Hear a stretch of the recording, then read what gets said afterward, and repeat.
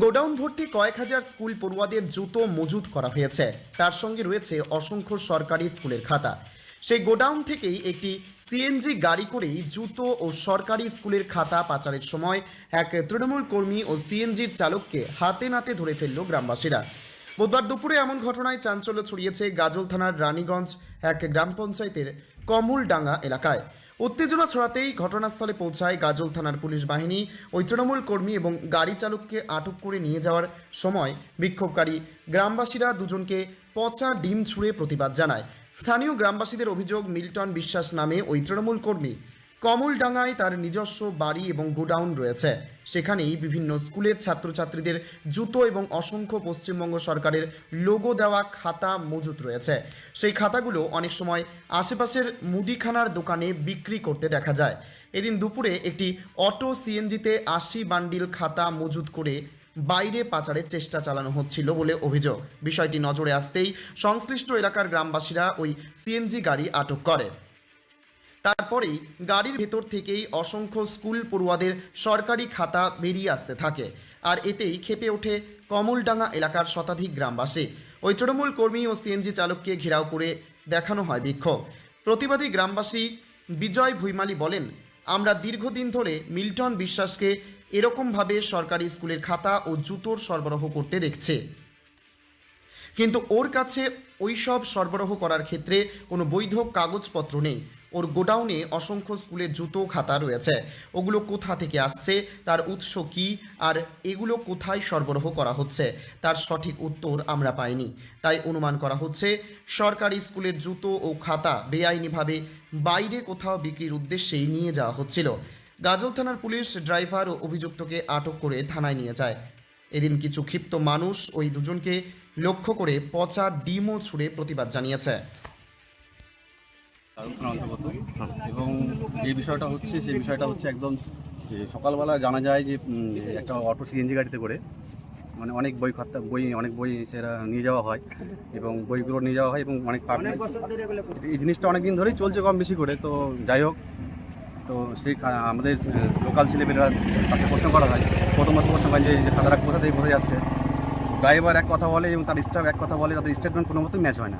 তখন সন্দেহমূলক বলে আমরা তাদের বলি তাদের কাছে কী ডকুমেন্টস আছে, তাদের ভিত্তিতে কী আছে যে জিনিসটা এখান থেকে ডিস্ট্রিবিউট হচ্ছে অন্য জায়গায়, তার পরিপ্রেক্ষিতে কিছু কাগজ থাকা দরকার। তারা কোনো কিছু দেখাতে পারেনি সেই মুহূর্তে। এবং তখন আমরা মিডিয়ার কাছে অনুরোধ করি এবং মিডিয়া হচ্ছে গণতন্ত্রের চতুর্থ স্তম্ভ এবং আমরা মিডিয়ার কাছে আসা এবং প্রশাসনের দৃষ্টি আকর্ষণের জন্য মিডিয়াকে আসা যে প্রশাসনের আমাদের অন্তত রিকোয়েস্ট প্রশাসন এটাকে দৃষ্টি আকর্ষণ করে এবং সঠিকভাবে তার বিচার করে।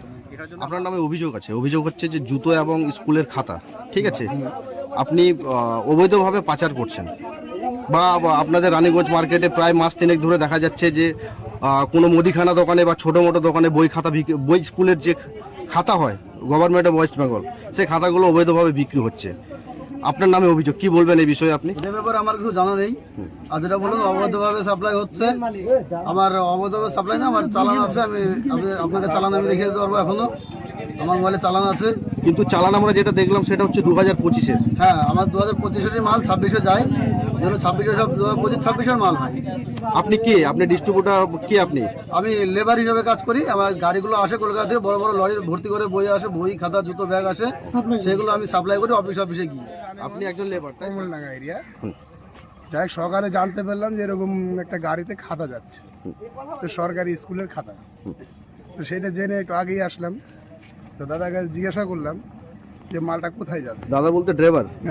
ড্রাইভার তাকে জিজ্ঞাসা করা হয়েছে, উনি বললো বৈষ্ণবনগর যাবে। বৈষ্ণবনগর যাবে? হ্যাঁ। তখন আবার আমি জিজ্ঞাসা করলাম যে তুমি যখন বৈষ্ণবনগর যাচ্ছ তাহলে তোমার চালান টালান আছে কি? উনি বললো আমার কাছে নেই, মিল্টনদার কাছে রয়েছে। বললাম ঠিক আছে।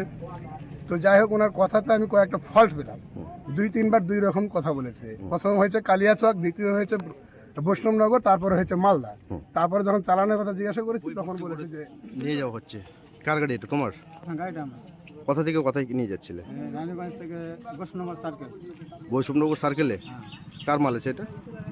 সার্কেলের মাল, অফিসের মাল। কোন অফিসের মাল? বেদরাবাদ। হ্যাঁ, বেদরাবাদ। হায়দ্রাবাদ। কখন এসেছিল এটা নিতে? মোটামুটি নাগাদ 8টা 8:30। তো গ্রামবাসীরা আটকিয়েছে, কেন আটকিয়েছে এটা? তো বলছে যে 2 নম্বর মাল কোথাও বিক্রি করতে নিয়ে যাচ্ছে নাকি। চালান মালদা আছে জেলার গাজল থানার রানীগঞ্জ 1 নম্বর অঞ্চলের রানীগঞ্জ এবং কমলডাঙ্গা গ্রামের অন্তর্গত। এখানে মিল্টন বিশ্বাস বলে একটা ছেলে, সে টিএমসি পার্টি করে। সেই স্কুলের অবৈধ জিনিস যেমন খাতা, জুতা, বাচ্চাদের ব্যাগ ভর্তি এর ঘর পাওয়া গেছে। এবং আজকে সকালবেলা 8টায় এক অটোতে করে নিয়ে খাতা বোঝাই করে যাচ্ছিল রানীগঞ্জের উপর দিয়ে। আমাদের ছেলেপেলেরা অবৈধ জিনিস দেখে কি এতগুলো সরকারি খাতা যাবে কোথায়, তখন জিজ্ঞাসাবাদ করে তখন বলে কি যে কালিয়াচক যাবে, কখনো বলছে যে বৈষ্ণবনগর যাবে, কখনো বলছে মালদা যাবে। তখন আমাদের ছেলেপেলেরা আটক করে আমরা এই যে সকাল 8টা থেকে এই অবধি এবং গাজল থানাকে জানানোর পর গাজল থানা আসে, সমস্ত গাড়িটা সিজ করে নিয়ে গেল এবং বাড়ি ঘরও সিজ করা হলো।